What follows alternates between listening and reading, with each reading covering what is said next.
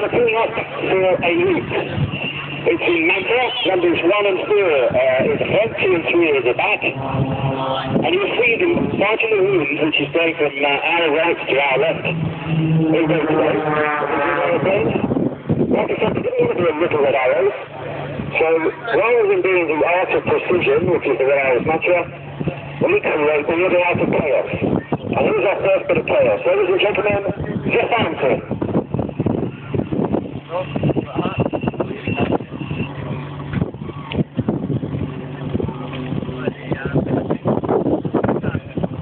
Now the trailers reverse and the blades fly in towards us.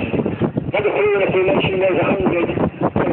He's about to go upon, which is a Kenji boat that blows thick.